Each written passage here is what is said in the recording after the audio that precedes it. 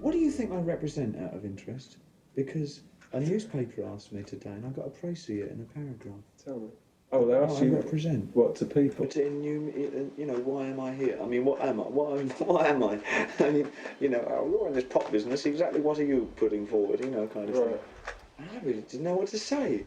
You're not, I mean... It's the business I'm in, you know, I never really thought actually what I'm, you know, going to put down there, and I never really thought, I'm going to make my mark as a... I just thought, well, I'd be David Bowie, the first David Bowie, that's all.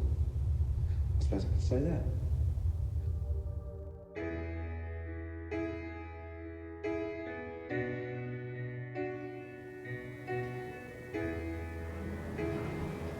There are tickets available for tonight's performance from the box office. The box office is in the front foyer on the right-hand side. So it was Mark Bolan of T-Rex who first popped up with the makeup and the vaudevillian clothes.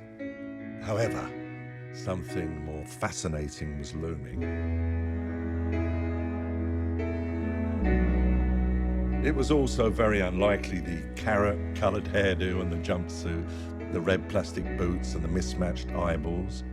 No seasoned betting man would have backed this one. But I knew what I liked, and that was enough to make the first move. And I remember the night I peeked round his dressing room door. "I like your name, it can't be real," he told me. There and then he invited me back to his house, and we stayed up all night and talked about all kinds of things. Well, why'd you dye your hair? Is that... I just thought it was right for the 70s. Have you? Red hair and nail varnish. Do you wear nail varnish? Yeah. At the moment, I'm wearing a lovely one at the moment that I wore it last night.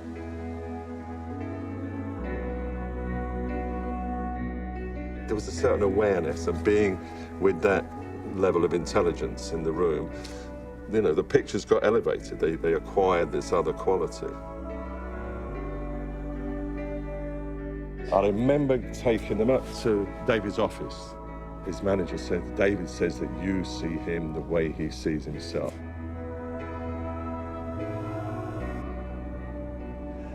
That's Starman. Starman was strictly, I wrote it in about 15 minutes. Right. I used every cliche phrase I could think of. Phrase to do with Starman and Let Us Children Boogie and all that.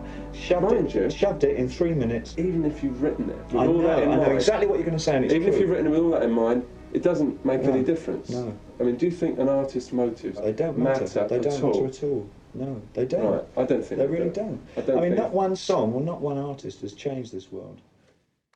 I'm an alligator. I'm a mama, papa coming for you. It was a Friday night, I do believe. Oxford Town Hall, it's his biggest audience to date. People were starting to notice him. The encore was coming, and I ran round. I had been up front, and you can see that from some of the other pictures on the contact sheet. I was just on the side of stage. David hadn't announced to me that he was going to do anything in particular. I don't think he'd do with anybody. Don't fake it, baby.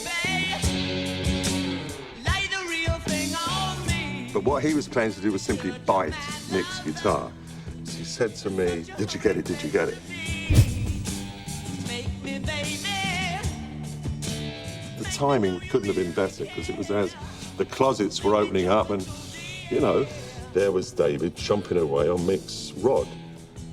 That was a big deal. In terms of a bigger audience for my personal work, people started asking who took it. I hadn't done a lot of performance photography until David came along.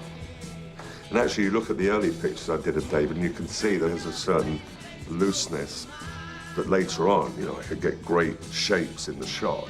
Out in a moonlight daydream, oh yeah.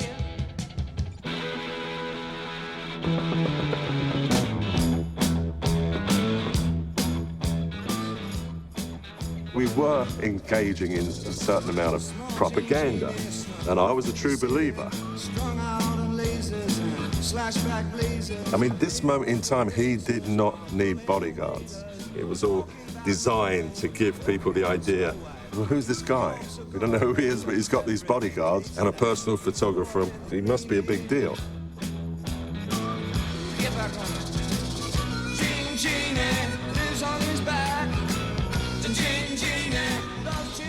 He had a mission, which he spelled out to me very early on. Ziggy Stardust is an album that's all about stardom. I mean, he's had a whiff of it, but he is not a star.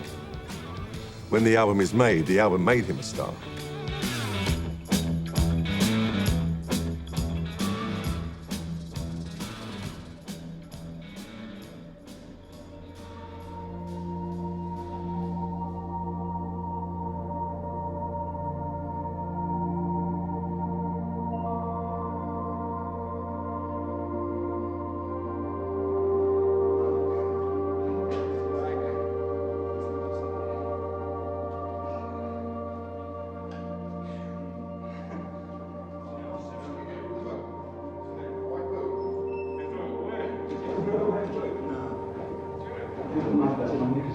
I remember talking to Terry O'Neill about this once. We both did a radio show a few years ago.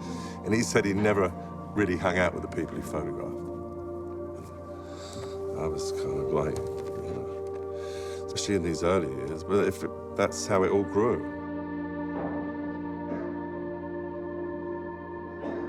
I don't think they felt that I was an outsider. I was part of the fabric.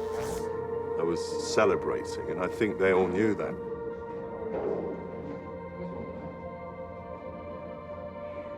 So I was a natural, organic, you know, Joseph Goebbels for the piece and the time. And I came very cheap. It's a god-awful small affair to the girl with the mousy hair, but her mummy is yelling no, and her daddy has told her to go, but her friend is nowhere to be seen. Now she walks through her sunken dream to the seat with the clearest view, and she's hooked to the silver screen. This must have been shot in 1973.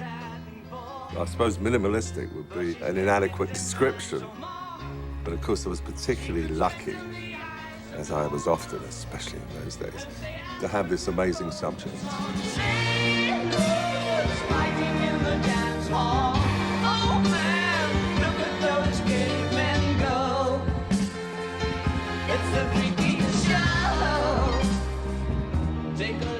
I mean, what is he, you know? Whatever it was, he gave off a certain kind of awareness, and I fed off it. I was open to it. Who's in the best-selling show? Is there life on Mars?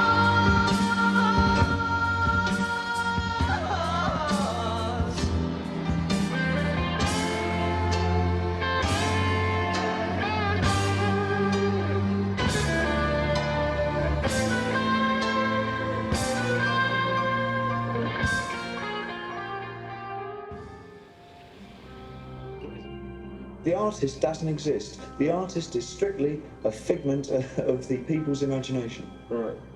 I really believe that. Dylan is, and Lennon is, I Will Be, Jagger is, anybody, Bolan, they're all figments. They don't exist, none of them exist. Yes, they're all None of us images. exist. We're in the twilight zone. And we're the original false prophets. We are the ghosts.